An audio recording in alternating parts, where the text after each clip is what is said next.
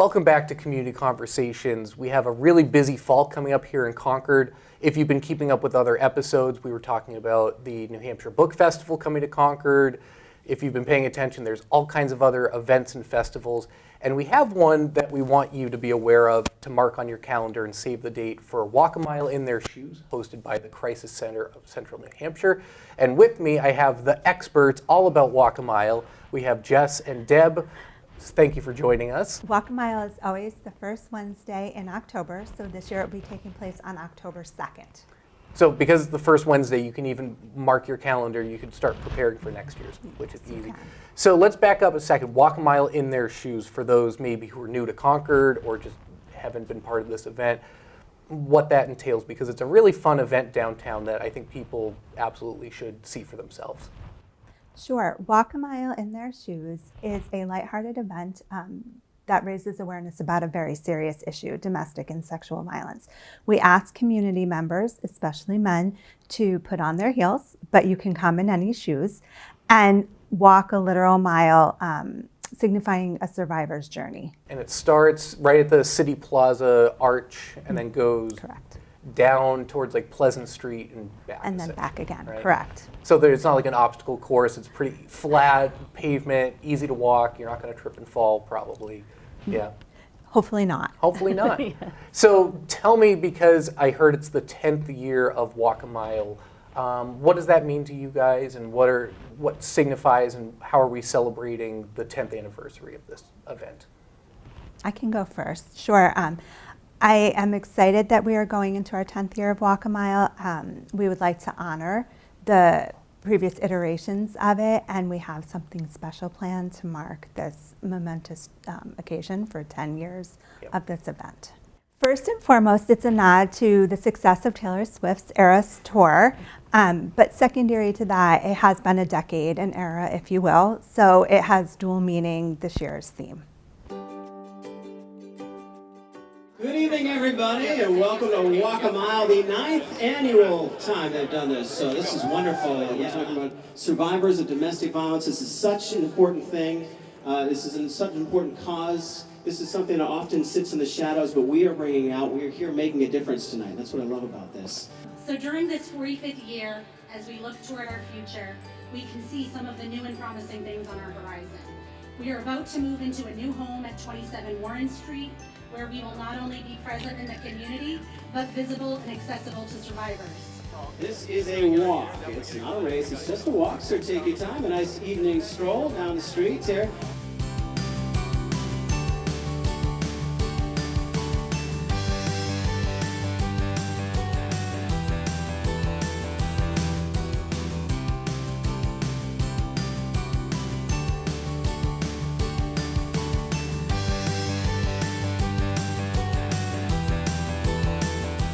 How many years, Mark? This is my 7th year. Congratulations to Doug Bowman.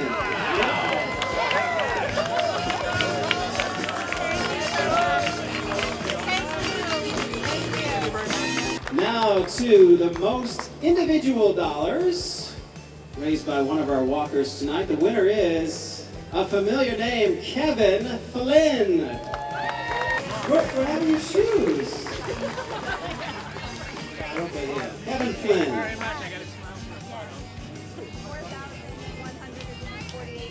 $4,148 right there. Most dollars raised by an individual. Thank you, Kevin Flynn. There's for the most dollars raised by a team. The winner was Stilettos on the Side of Love. All right, the biggest team here tonight. Can we get any guesses on this? St. Paul School. Yes, sir. So as we enter this new chapter, we feel again it is time to change our name, to be reflective of all the work that we do, to acknowledge all the bends in the path toward healing that a survivor faces. We are there for all survivors, the ones that are struggling to survive, the ones that have survived and are starting to rebuild, and the ones that are moving from surviving to thriving. So with all that in mind, I am humbled and honored to present to you our new name starting January 2024, Thrive Survivor Support Center. Mr. Concord, everyone back. We want to thank everybody here for attending the 9th annual Walk a Mile. Mark your calendars. It'll be the first Wednesday of every October. So next year, the first Wednesday, we'd love to see you back out there. So big thank you to everybody who came out. Thank goodness the weather was great too. But again, have a great night, everybody.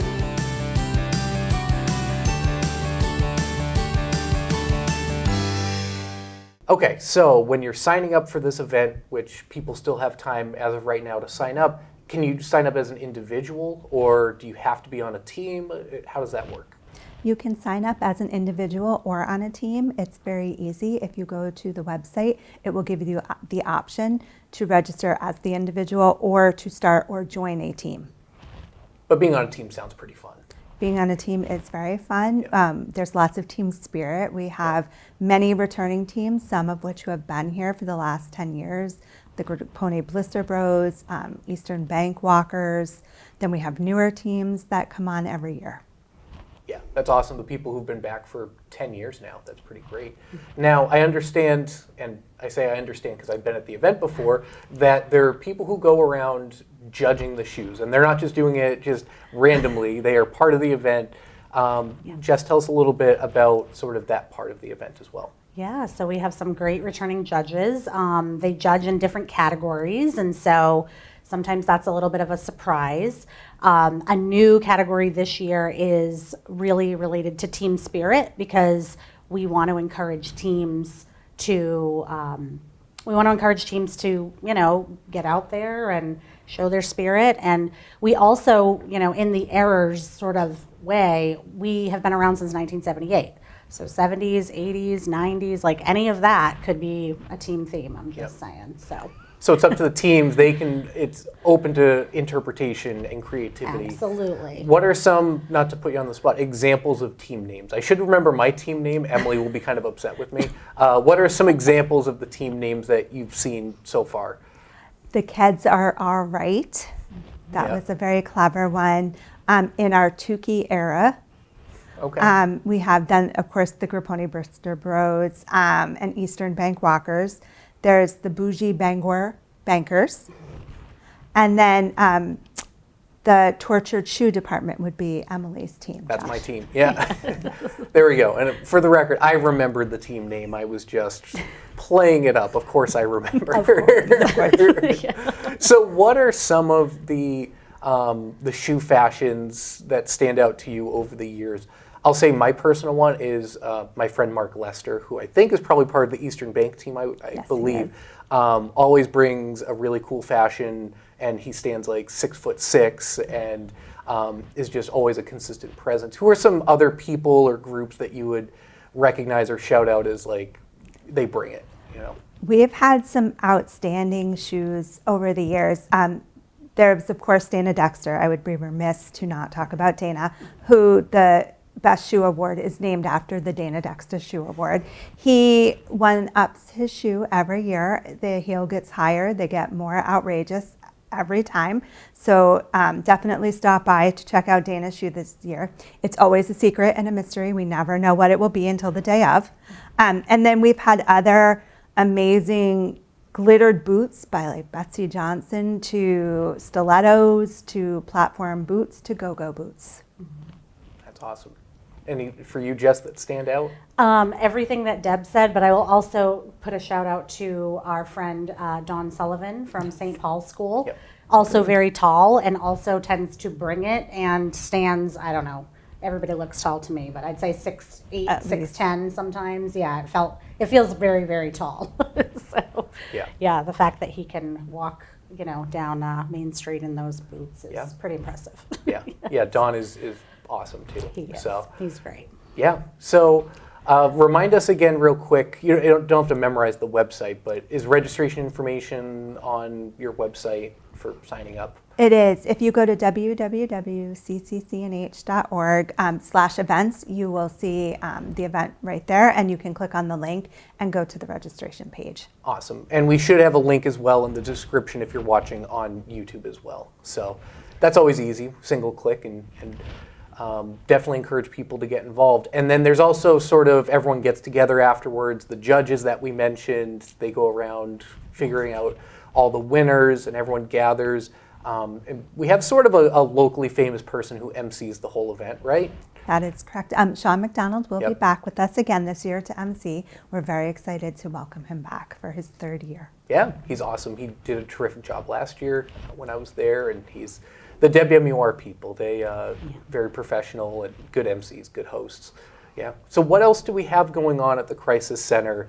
I know you guys are one of the busiest organizations I know of, one of the most impactful in the community. But so what's any developments of projects you have going on, Yeah. both in Concord and the greater Concord area? Yeah, so as you know, Josh, we serve all of Merrimack County. One of our biggest pieces right now, I would say, that's cooking is that we are in the process of opening a Franklin office with a deadline or a goal of the end of the calendar year. So that is very exciting. To my knowledge, we've never had a satellite office outside of Concord. So that's a big piece.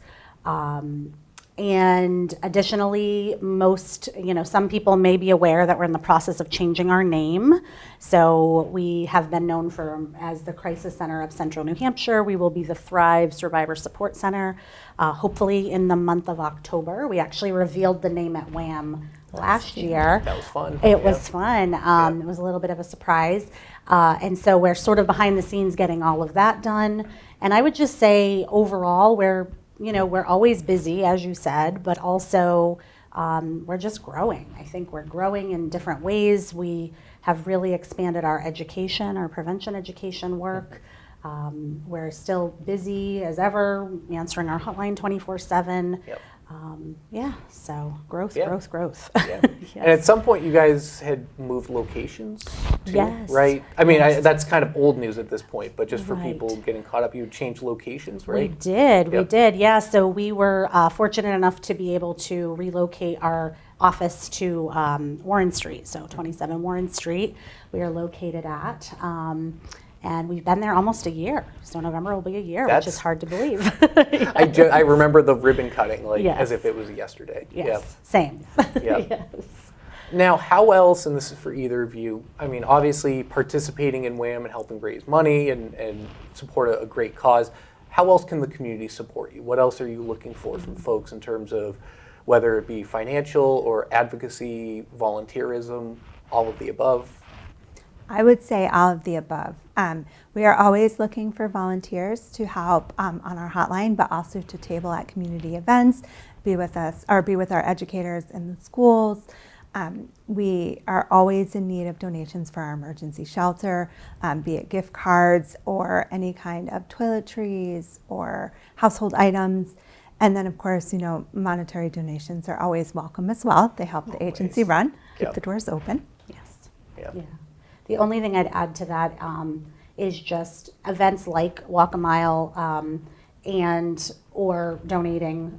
That helps us. We're very blessed to be funded quite a bit by state and federal funds, and that is very restricted. And what we know is that in order to support survivors in sort of the holistic ways and flexible ways we need to, these kind of funding opportunities are the ones that allow us to kind of meet people where they're at Right. and provide what's needed. Right. So- Some of the unrestricted funds that allow you to Absolutely. fill the gaps of Yes, yeah. exactly. Anyone Yeah. who works in nonprofit knows that Absolutely. that's a huge need. Yes.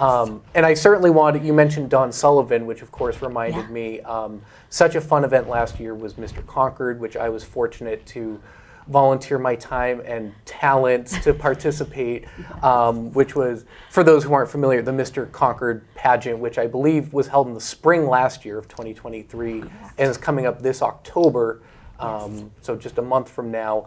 So I wanted to just make a plug for this year's Mr. Concord event. I had the honor of being chosen as the winner from the judges, and I'm still, it was such a fun group and such a fun experience, and becoming part of your family was great. And it was, again, I didn't go into it hoping or thinking to win. I just wanted to help raise money for a good cause. But what a fun event that was, and the past year of working with you guys as Mr. Concord. I literally had, he won't mind me saying this, but Jim Boulay, when I was walking downtown probably 6 months ago, and he goes, "Hey, Mr. Concord, how's it going?" And I went, "This is so weird." I went, "This is..." And I'm sure, again, Jim's fine with Yeah. with ribbing me, but it was just such an honor to learn more about the organization. I was at the Resilience Breakfast earlier this year, and so just I wanted to say, just personally, just it was an honor to be part of that and to encourage people. They've picked out the new competitors for Mr. Concord. My reign ends coming up this October, where there will be a new Mr. Concord, and all the funds go towards a great cause. I think that's at Barnet Bull Meadow again, or am I correct? And it will be at the Yep. Barnet Bull Meadow on October 24th. October 24th. And so people can get tickets, they can just go enjoy a really fun talent show. I know last year we had someone doing like chip shots of a golf club. I did stand-up comedy. We had like the former police chief doing like a comedy routine, and I had fun just being there watching everyone else's talents. Lots of talent. Someone singing, like it was, and then also becoming friends with all the people who competed too. Yes. So we became friends, and so just again, so thank you for the opportunity, and I would just encourage folks to check out that event and keep an eye out for the next Mr. Concord, whoever they may be. So. Well, we thank you too, Josh. Yes, thank you very much. You've been a wonderful Mr. Concord. Well, So. yeah. Well, again, just happy to support the cause, and yeah, it's a great event. So let's reiterate once again to circle back to why we're here, which is Walk a Mile, celebrating its 10th anniversary. Deb, what's the date we're looking at here? October 2nd, October 2nd, coming up 2024. soon. Very soon, 2 Coming up weeks. soon. Oh my gosh. So for folks to sign up, take part, if you happen to be downtown, definitely check it out and be supportive, and consider supporting the Crisis Center's work. I think we'll probably leave it at that. Was there anything else that I forgot in my hosting duties? I don't think so. I think you did a that was great job. Thank you guys for coming in. I know it's super busy, and I hope folks will turn out for Walk a Mile in their shoes. Thanks everybody for tuning in to Community Conversations. Like I said, this is a super busy fall, so there's a lot of events, a lot of great causes to support. So I hope that you have a chance to go out and enjoy all those different events in Concord.